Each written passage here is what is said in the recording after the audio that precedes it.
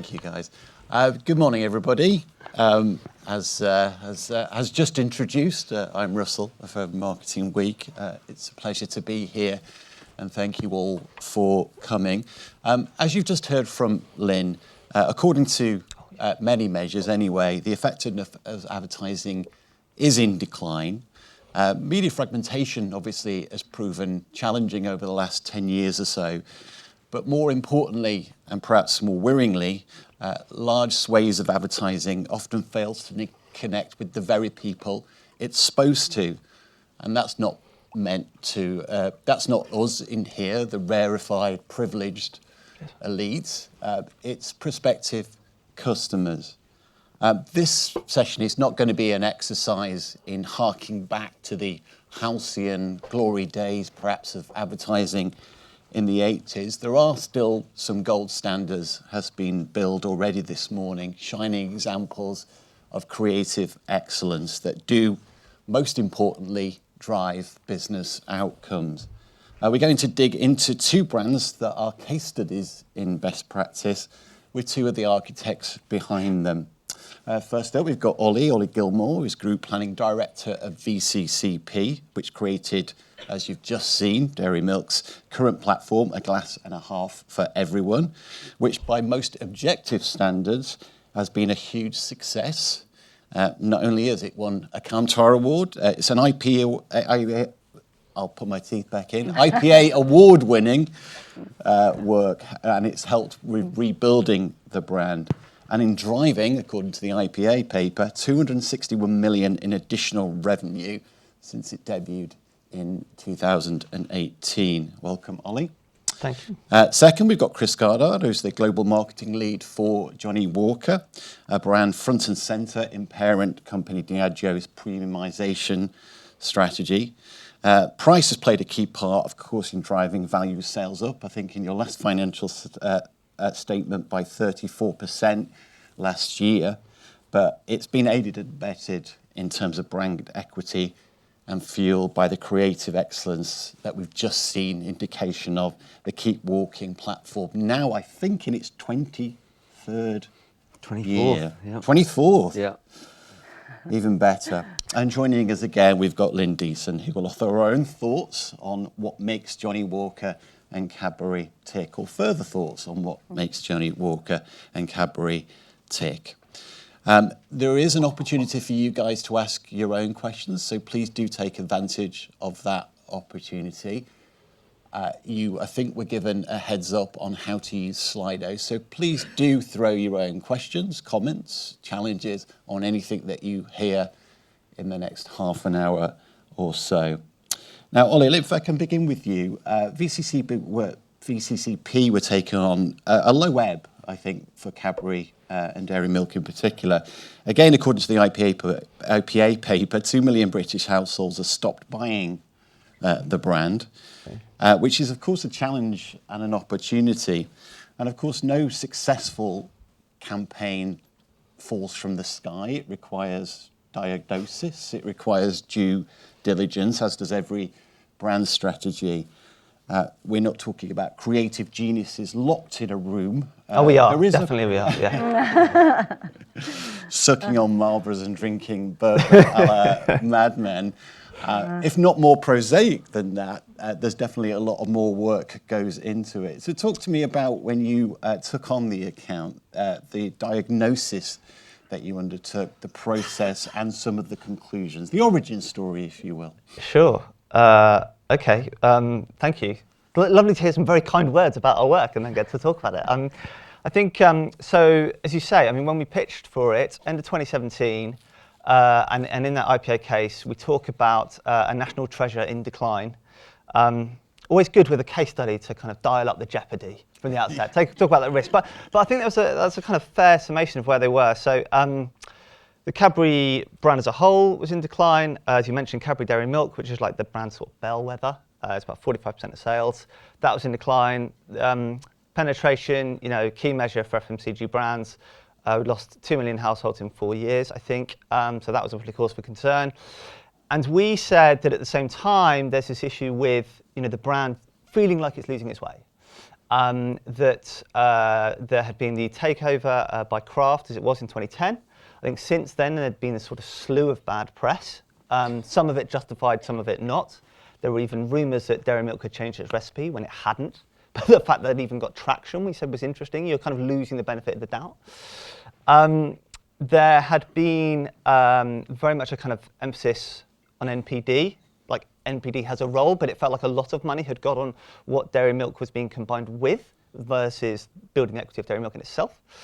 And also, I think at that point, it was essentially 10 years after the Gorilla ad, which was undoubtedly a fantastic piece of work. Anyone would want that on their reel. But what had happened, it was one of a kind. And it felt like there'd been 10 years of trying to make that kind of awkward follow-up. Certainly the kind of client team had got to that sense and gone, joy had become this quite vague thing that was very hard to kind of do once more to the degree that Gorilla did so brilliantly. But also what had happened is the category had kind of gone there too.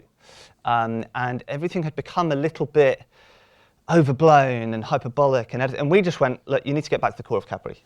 And the values that are in this brand and the soul that is in this brand. And what is at the heart of it is the generous instinct that you as a company have. And that kind of thing can sound a bit almost overblown in a pitch scenario.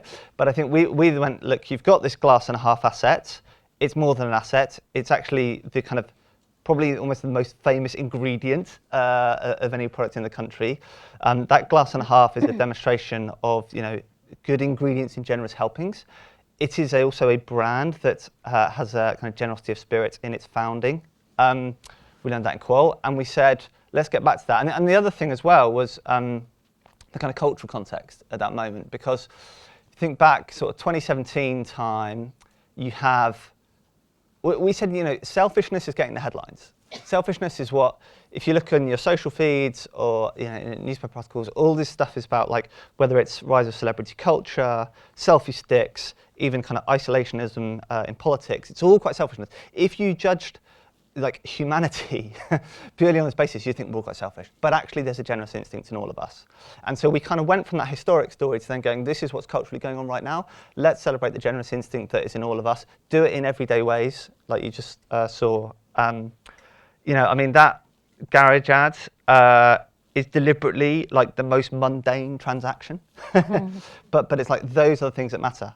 And that's what we tried to do, and it seems to have turned out all right. It's really interesting what you were saying about the Gorilla ad, and if anybody remembers, there were a couple of follow-ups. I think there was Magic Trucks, if memory serves me. That's right, yeah. That's right. And the eyebrows ad, which of course were garlanded and lauded, quite rightly, to agree, but almost felt like they were chasing fame and headlines as opposed to having that through line without doing the due diligence, the brand diagnosis. I mean, there is a craft involved here.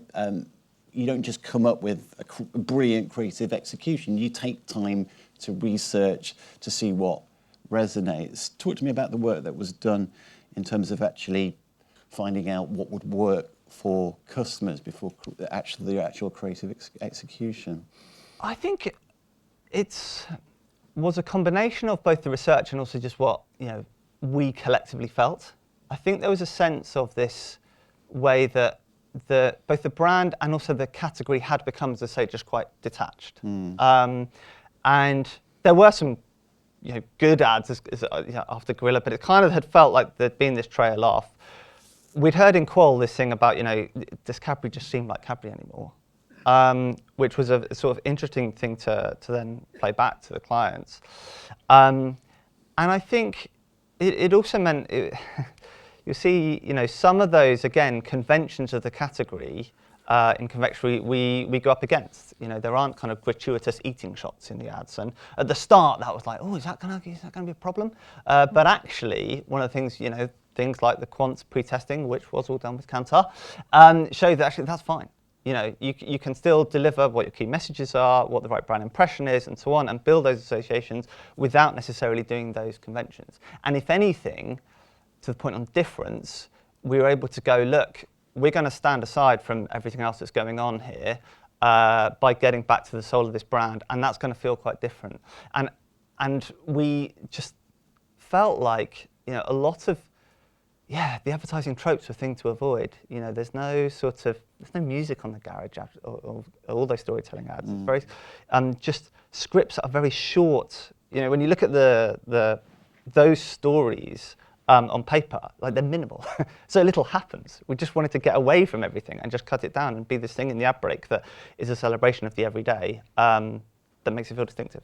Yeah, just keeping with you, you talked about tropes there. No advertising marketing conference is complete without mention of the P word, purpose, that is. Mm-hmm.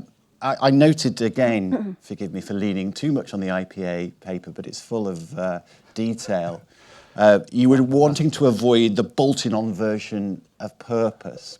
Now, it's hotly debated, brand purpose. Obviously done well, it's just a means to deliver meaningful differentiation, some of which we've heard already today. But talk to me about what you were hoping to achieve or looking to avoid, that bolted-on purpose. You talked about tropes there.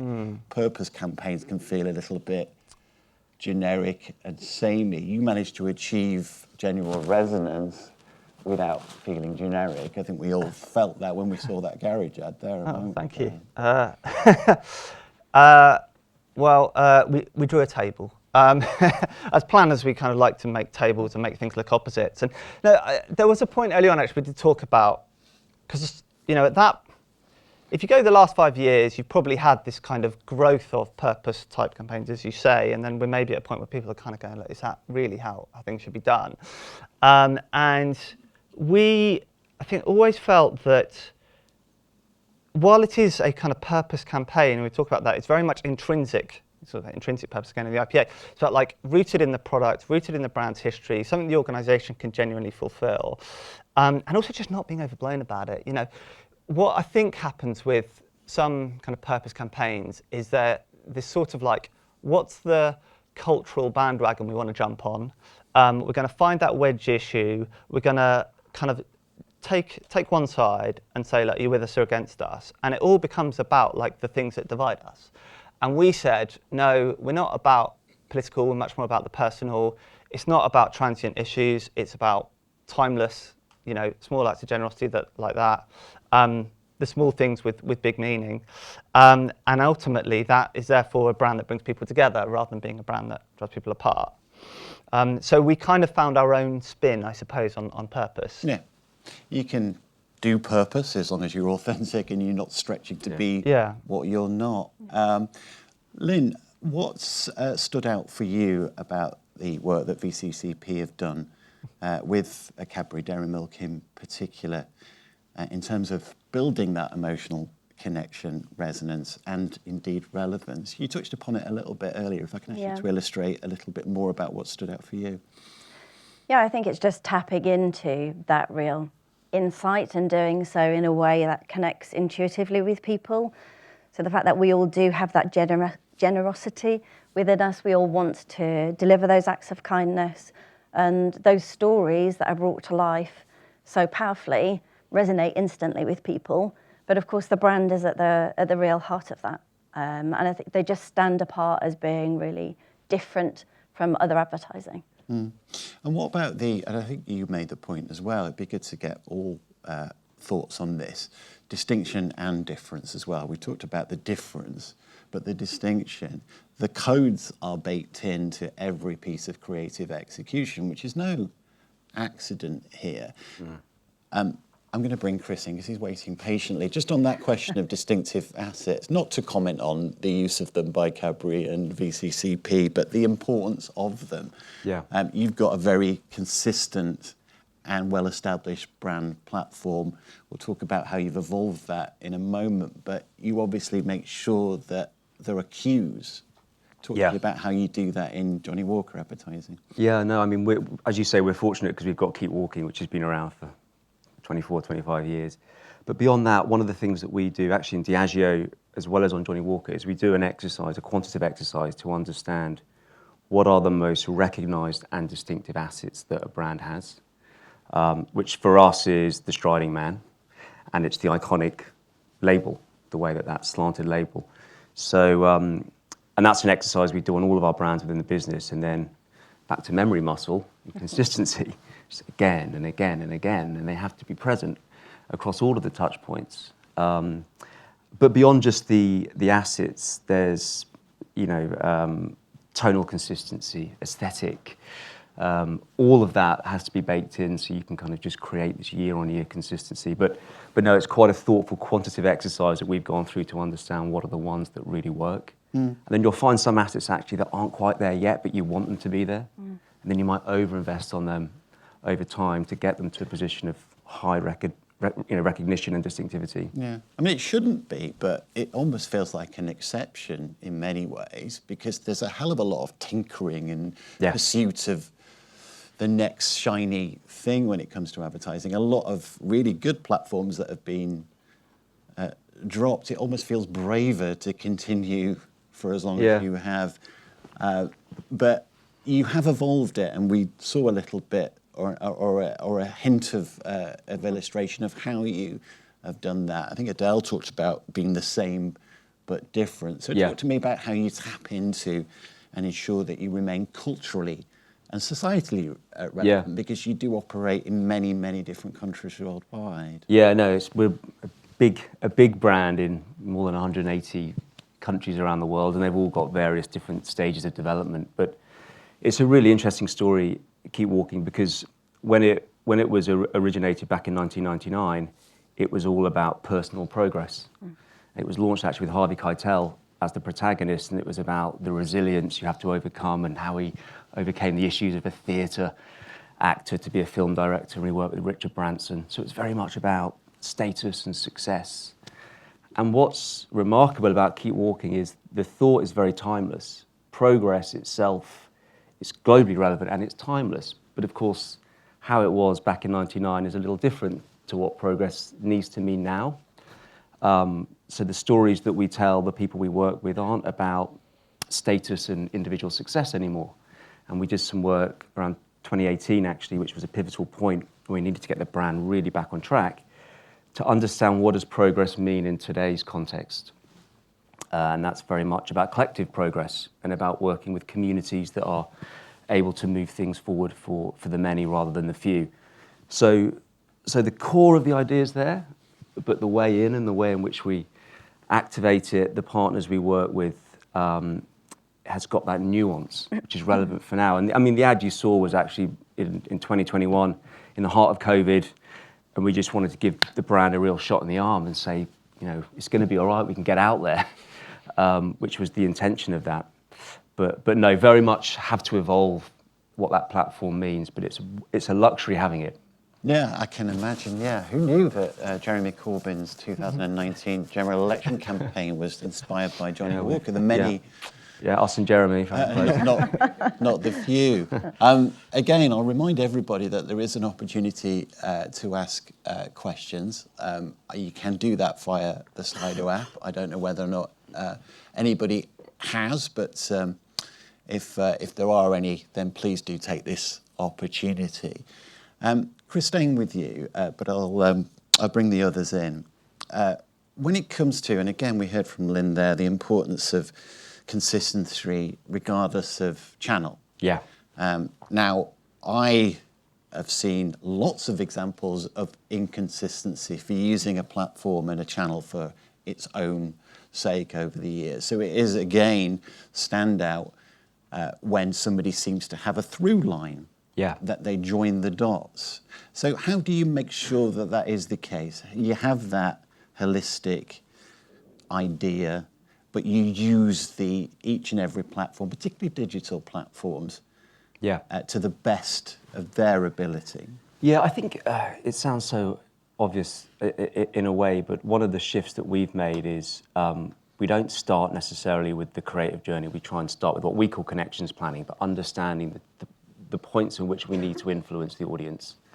So before we even get into any creative exercise, the first job is, right, who are we going after and what are the most important areas that we reach them, be it in traditional, non-traditional, at retail, digital, whatever it might be.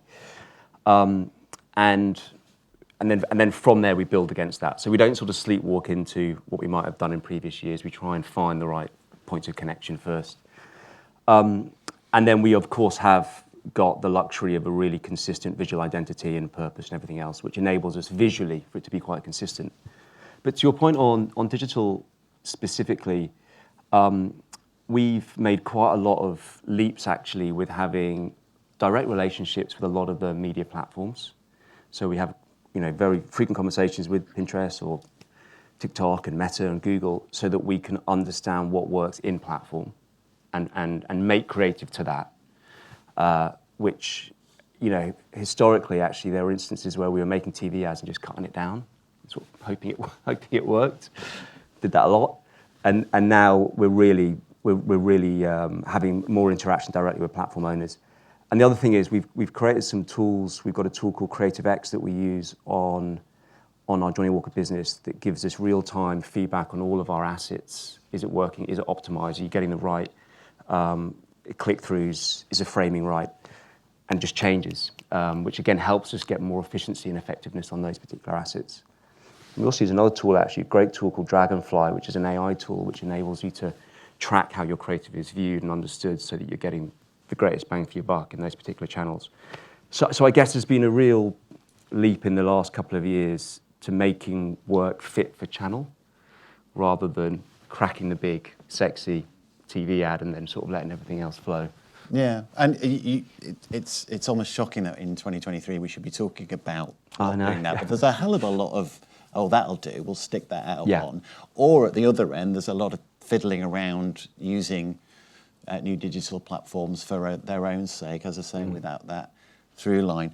Can I just get a time check, because the clock is counting down and then it's counting back up again. Have I got 10 minutes left? Yes. You have, thank you. Oh, okay. I'll switch to those. Please forgive me just for a moment while I look at what you've been asking. There's a question here from Natalie Delgado, and it is for Lynne. Lynne, in which ways humour has lost its value in comms, and how is it back again to create engagement? I think I'll slightly interpret that as we're not trying to entertain anymore. How can you? I think some of that comes to bravery, but I also think maybe with humour there's an element of people being concerned that the joke won't land well or it maybe won't travel across countries. So I think it's understanding the nature of humour better and how you can use it to great effect. We are seeing it coming back, and great to see a lot more of that in advertising, because it does just create that instant emotional engagement from people. Yeah. Great, the return of humour. Make us laugh. I mean, there is that. I mean, I'll turn to the representative from the creative agency on the panel. I mean, listen, without being specific, I think there's a queasiness I've come across amongst many creatives, that they want to create the big creative platform that is almost cinematic in nature. And the very notion of providing light entertainment to build mental availability is just, well, not for the likes of them. Is that fair? No, it's grossly unfair, Russell. Well, I'm not sure it really is. I mean, I think in a way... Not a VCCP, the creators no. compare the meerkat. So. No, you guys have given us a lovely plug there. That's funny. I think actually many creators would love to make more light entertainment. I think a lot of people sort of look back at, we talk about channels and maybe it goes back to sort of like glory era of TV, but even across channels, you can see a place for entertainment that maybe a kind of push to purpose and worthiness has taken us away from. And actually it's just doing things that make people laugh. We sort of grew up on those ads and kind of look up to them, and bringing that back a bit, I think is something, there's a hankering to do. And I think humour's great, but I think it is a bit of our duty just to create some visceral reaction. Like, the Cadbury's work it's not funny, but it makes you feel something. It's beautiful, and I think hopefully the Johnnie Walker work, it's not funny, but again, it makes you feel something. Gives you a spring in your step, and I think just being able to garner some sort of emotional reaction in its broadest sense rather than humour specifically, I think is so important in work, or else it's just a bit forgotten. Yeah. And I think respecting the broad spectrum of emotion as well. You know, that there are so many different kind of emotions that you can trigger. And humour doesn't have to be laugh out loud either. It can be light-hearted jokes. You know, Aldi are brilliant at that. And it's just become the essence of their personality. So they do it in their way. And there's all those small, tiny moments that, as you watch those ads repeatedly, you really appreciate. Yeah, you can. I mean, it's really interesting to hear your comments. I mean, I think sometimes people, again, in my long 15 years almost of reporting on advertising, there's been an increasing move towards gaining industry recognition and actually forgetting what advertising is often there for, which is to plant a seed for the next time you're actually in the market to buy something. This is a question from Deb Caldo. As difference is relative and a dynamic measure, is there a formula for how marketers design for long-term difference, considering if others follow or context changes? I'm going to have to give that to somebody, so I'm going to go to you. What's that magic formula, Chris? Sorry, repeat the question. The magic formula for long-term. Is there a magic formula? Difference. Sorry, forgive me. I was reading word for word and failing to interpret. Ollie's nailed it. I think what Deb is asking, and Deb can furiously... Oh, Deb's there. Oh, hi, Deb. Deb, can you shout I and do ask know your Deb. question? Forgive me for fumbling my way through the Slido screen. It's more general, I think, on today versus, but I would like to hear Chris Goddard. Just this idea of difference, obviously, is relative. It changes as we go. So, is there any thoughts? Maybe we can think about it from the Cadbury longevity or the Johnnie Walker longevity. You know, you need to be different. But what happens if others copy or the category catches up? You know, how do you design for that in the formula? So it's a more general learning around the core concept. Yeah. Difference is about being Thank you, Deb. If I can ask you to be relatively concise in your answer. Yeah, I'll try to be concise. I think the reality is if you take a platform like Progress or something on Cadbury's, we don't own Progress. It's not ours. And there are many brands that would play in the sort of spaces that we play. So I think in terms of differentiation, there's a few things. There's having a longevity and a credibility sort of legacy that you're working off that we have, and I think that enables us to go and play in that space. I also think that brands, particularly playing in purpose, there has to be some form of act and real impact rather than sort of saying comms that we try and do a lot on Johnnie Walker. I think that's important for you to stand out and be different. And I also just think doing bloody brave and audacious things that again on big iconic brands like ours is both expected and is also a key driver of being noticed and differentiated. So there's probably a few things, but you're right. You can't own these spaces. Thank you. Question from Grace, and I'll address this to Ollie. In a world of Netflix, streaming services, and catch-up TV, how important are ad campaigns in today's world, and how has their role changed? Big question. About a minute to answer. Yeah, sure. Exactly. Good luck, Ollie. Yeah, no, I'll have a go.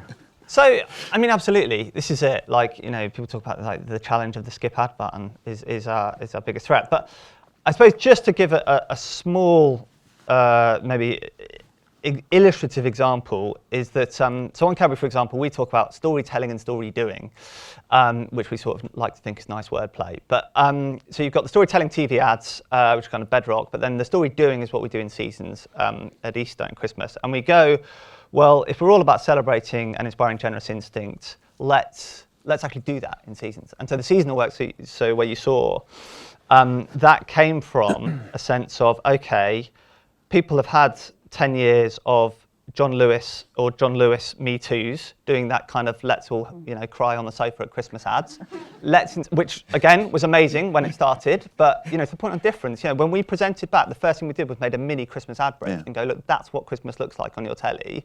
Let's think up beyond telly. Let's think about how we're going to inspire generous instincts amongst people. That then led to the idea of, well, we're going to turn posters across the UK into places to gift chocolate. So you then go, okay, we've got a reason for being in these channels outside of TV. It's very much tapping into the brand. It's giving people a way to gift and so on. So I think it's, I suppose the answer is creativity and how you get to that and just think. And also, as Chris says, we've got a gift of a brand purpose to work with to enable us to do that. and a brand built over many, many, Yeah. many decades. I've got one more question, because we're almost out of time, and I would ask you all for a very short, concise answer. And it's just so everybody can take something. Well, I'm sure they'll take plenty of things, but they can. This is the kind of thing that would fit nicely on the side of a mug or something. If there's one thing that you've learned in your career that works in terms of driving creative excellence, what is that? Ollie, I've got to start with somebody. I appreciate it's. Yeah. Okay. I'm putting you on the spot. Shared agenda would be, I think, setting the context at the outset that creates ambition and having an alignment around where you think this brand should go and how it's done. And I think yes, when you've got that, then things will happen. Yeah. But you just need to set up that agenda at the start. Yeah, shared agenda. Chris? I'd talk back to consistency, I think, because I think when you know what you're about, all of your efforts with your agencies, as an internal marketing team, with all of our markets, all of the efforts can go on creativity and flair and creating audacious work rather than positioning, re-strategizing. You've got, I think that's all too often it's time is spent in the wrong places trying to recreate. So I think consistency enables me anyway to do the most creative work because your time's spent in the right space. A shared, consistent agenda. Lynne, the final. Connectedness, I think. Go back to my presentation. Connected, consistent agenda. Yeah, because you need to connect with people, create content that works in the platform where it will be experienced. Brand-centric work, but I also think connectedness as a team. So, I've had the privilege of creating webinars with these guys. They are available. There will be content in our bar later to look at. But that's a real privilege for me and a joy to learn about their stories. And they are so joined up as a team. And I think we're also joined as part of that on a learning journey. So I think connectedness for me is really fundamental. Yeah. And if I could just throw in my own two pence worth, what's coming through from everything that we've heard this morning is if you start at the beginning with a diagnosis and a strategy and some clear objectives, then creative execution will follow and good things will indeed follow. So thank you to Lynne, Chris and Ollie for their experience and indeed insight. Thank you very much to everybody who asked questions. Forgive me, I only got through a handful. There are plenty more, and I think these guys wouldn't mind if you did ask your questions of them directly in the time that we've got left in the event. So thank you very much for your time.